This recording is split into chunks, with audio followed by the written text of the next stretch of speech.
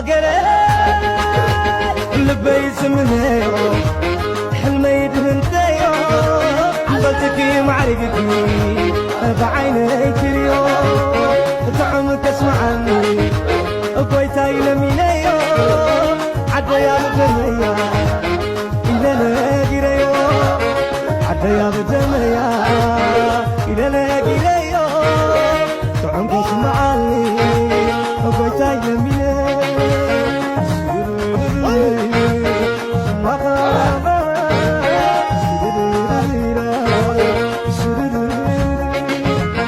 العالم نداري سبل واو سوا I'm so happy كريكي تهوي خنيرة يا حجيري اكي Oh daddy are you fine تاين تزمل زلو أري فاين بلا كلو كسا حجي تعلم كان ديخا إذن كلو مساتخا خعلم خلو بينيركا أيا خساتخ علم كلو بينيركا أو شاطرها خعلم خلو أخ بينيركا أو انت حسر ذات تحب أنيركا أخا بلا كلو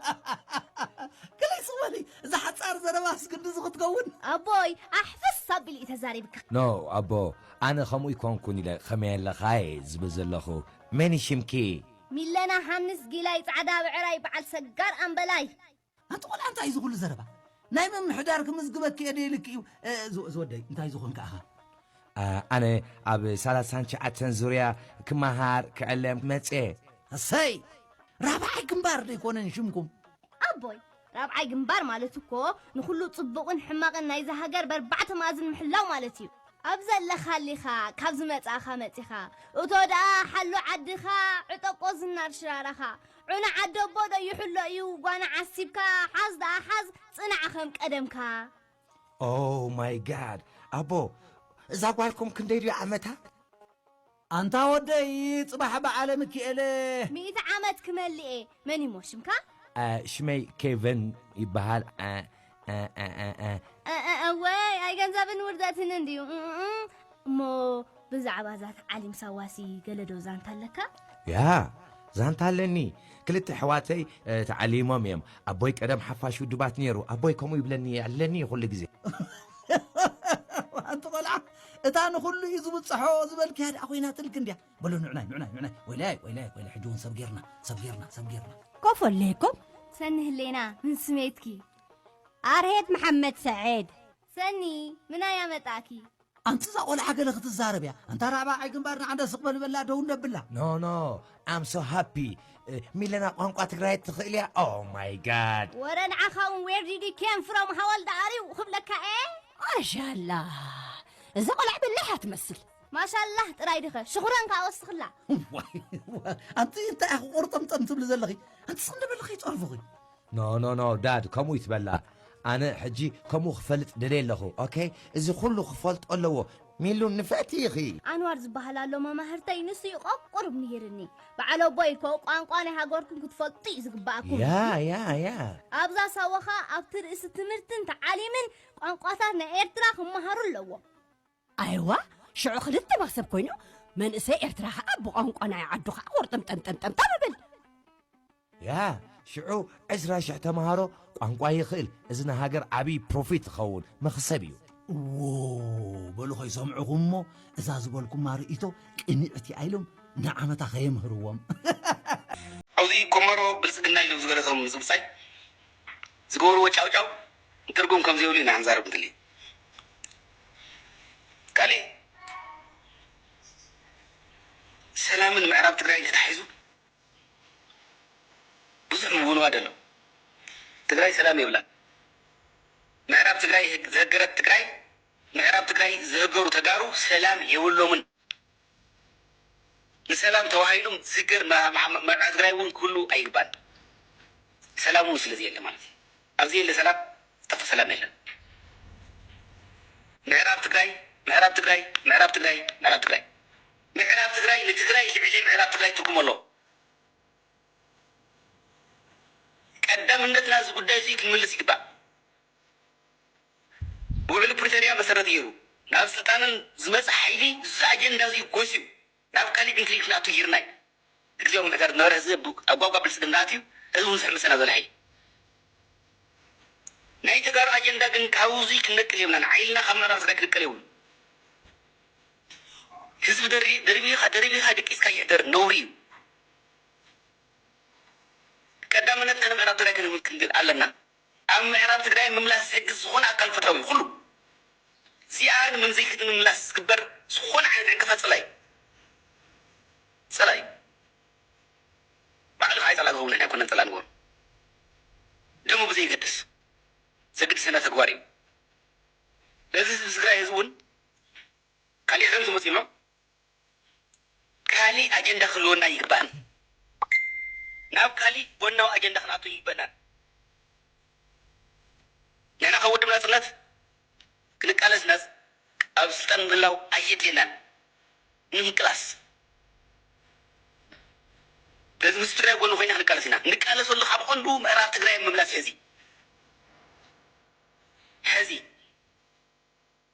ቀዳማይ ኣጀንዳና እዩ ኣብዚ ትኩረት ጌርና ንሰርሕ ኢና ካሊእ ኣብ ኣዲስ ኣበባ ኮይኖም ናብ ትግራይ ዝትኩሱ ናብ ወዲብ ዝትኩሱ ኣካላት ኣለዉ ሕዚ እውን መርገዝ ኢና ሓንቲ እያ ልቢ ገበሩ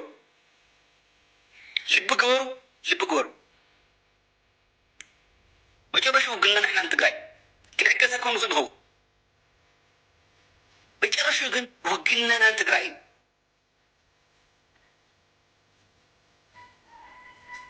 ናብ ትግራይ ትገብርዎ ተኽሲ መልሲ ክህልዎ እዩ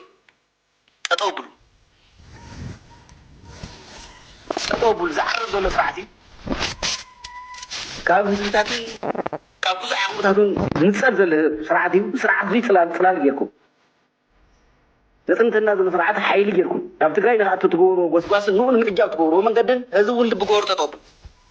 ጠጠው ብሉ ናይ መጀመርያ ፀብዕትና እዚ እስካልታ ናይ መጨረሻ ቃታ ትልዓል ድሕሪ ዘረባ የለን ሕዚ ውነ ገበሩ መንእሰይ ትግራይ ካብ ትግራይ ንክወፅእ ትገብርዎ ጎስጓስ ጠጠው ብሉ ንባዕልኩም ሕልናኩም ገሲስኩም ንባዕልኩም ናይ ውድቀትን ናይ ተሓሽከርነትን ምልክት ኮንኩም ህዝቢ ክሰድኑ ሞራሉ ክድህሉ ከም ዝተንበርከኩሞ ክንብርከክ ህዝቢ ትግራይ እትገብርዎ ጎስጓስ ጠጠው ብሉ ምትሓሳሰብ እዩ ብዙሕ እያ ንዕዘብ ዘለና እቶም ዝፍለጡ ስራሕ እውን ኣይኮኑ ልክዕ ኣይኮነን ትግራይ ዳይ ትብል ታሪክኩም ብፀጋም ከይፀሓፍ ሕዚ እውን ልበውሉ ንብል ማለት እዩ ከም ሰባት ክንምሕሮም ንኽእል ኢና ሓሳቦም ግን ይንምሕሮም ኣይንምሕር ቀታሊ ሓሳብ ዝኾነ ዘለና መማለጥ እንታይ እዩ እንተኢልና ህዝብን ሰራዊትን ሓደ ምዃን ምምሕዳር ናይቲ ህዝቢ መርሓ እዩ እቲ ሰራዊት እውን መርሓ ኣለዎ ብሓደ እንዳተራኸብና ፀገምና እናፈታሕና ክንዕወት ኢና እቶም ፀላእትና እውን ዓቕሎም ፀቢብዎም ባዕሎም ምዃን ኣብቦምስ በቶም ዝኸድዑ ባንዳታት ገይሮም ሆይ የብልዎም ኣለዉ ፈትዮም ኣይኮነን ምክንያቱን ከም ኣንተ ዘይገይሮም ኣይሓድሩን ወይ ከኣስርዎም እዮም ወይ ክቐትልዎም እዮም እምበር ኣሚኖምን ፈትዮም ኣይኮነን ውርደት እዮም ተሸኪሞም ብፀትካ ድማ ኣይተራኽስ ንዓውፃእ ተጋደል ውፃእ እዚ ትሪኦ ዘለኻ መሬት ሕሞራ እዩ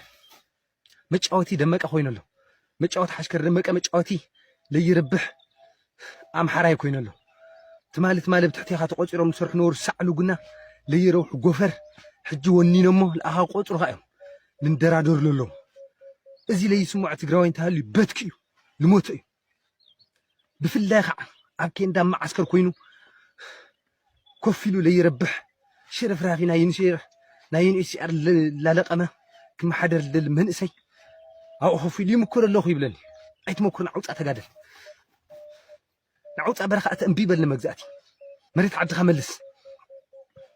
ንዓ ተጋፈጥ ተፋጠጥ ሞት ኣብ መዓልትኻ እያ ትወስደካ ሞት ፈሪሕኻ ክብደዴኻ ይተኣቲ ዳግም ንዓውፃእ ኣምሓራይ ልነግሰሉ ትግራዋይ ልሽቁረረሉ ምድላው ኣብይ ኣሕመድ ዋላ በፅዋር ደረጃ እውን ተን ዝጀሃረለን ዝቐነየ ከነፅንዕ ቀኒና ንሕና ደደቢት ከነፅንዕ ቀኒና ከነግረኩም ይሕዝ ሓደ ብሓደ ዋላ ኩለን እንተዘይዘርዘርክዎን ተን ክንገራ ዝኽእላ ግን ተናብ መራሕትና ዝኸዳ ናብ መራሕትና ሰዲድና ኣለና تنبزي أخنقركم زغل كنقركم زجهروا عبي حمد تاعي نعبنت معات مدفع امسيه معاتكم زمسيه ولا عفار الجهرني او عفار ناب علي دهر كبابي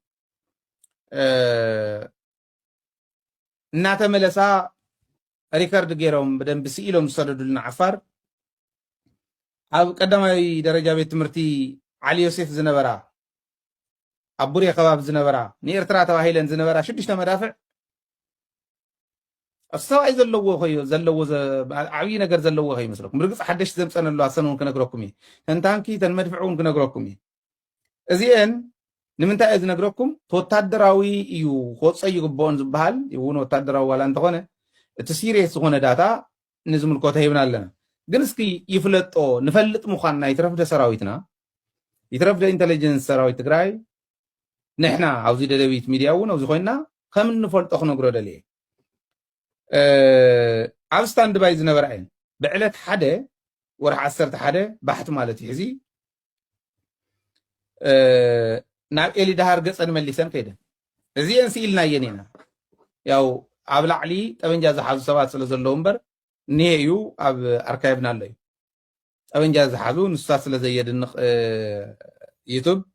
ክሓልፈን እየ ግን ስኢልና እየን ኢና ክምለሳ ከሎ ካሊእ ኣለዋን ዓፋር ምስክርና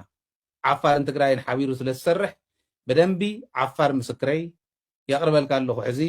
ክድንግፅ እዩ ርግፀኛ እየ ክድንግፁ እዮም ከመይ ገይሮም እዮም ዝረኽብዎ ክብሉ እዮም ናይ ደደቢት ኢንተለጀንስ እኳ ረኺብዎስ ወታደራዊ ኢንተለጀንስ ትግራይ ደኣ እሞ ታይልካ የለኻ ግን ክውስኸልካ ፅገና ታንክታት ኣትዩሎ ሕዚ ኢኮኖሚ ናይቲ ዓዲ ሓሞኽሽቲ እንድያ ኮይና ዶክተር ደረጀ ቅድሚ ዓመታት ቅድሚ ሙማቱ ተዛረበ ዓንተወይ ትሰምዕዎ ዝነበሩ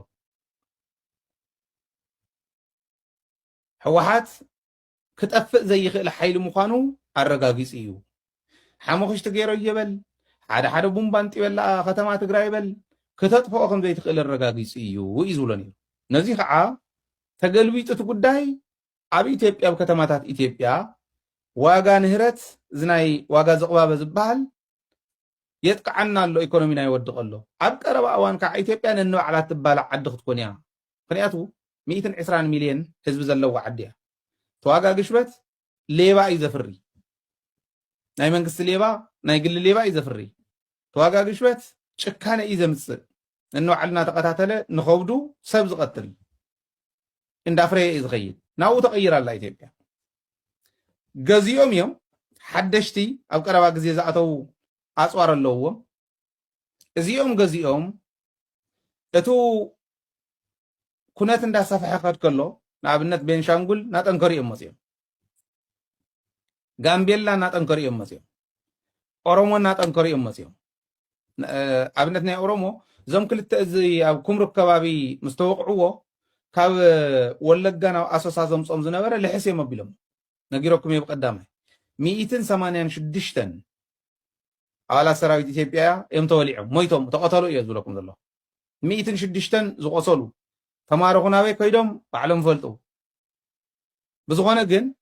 ኣብኡ ዝተበልዐ ፅዋርን ሰብን ብዙሕ እዩ ናይ ኦሮሞ ጥንካሬ ናይ ኦሮሞ ናፅነት ሰራዊት ጥንካሬ ዝረኣናሉ ናይ ፋኖ ግደፍዎ ምሕላፍ ስኢኑ እምበር ኣብ ፀገዳት ትግራይ የምፀን ይመልሰን ሕዚ ናብ ኤልዳሃር ከባቢ ንነዘ ናብ ባቲ ከባቢ እንዳዘወራ ዝኸራ ዘለዋ ታንክን መድፍዕን ናይ ፋኖ ጥንካሬ ካሊእ ጣዕሚ የብሉ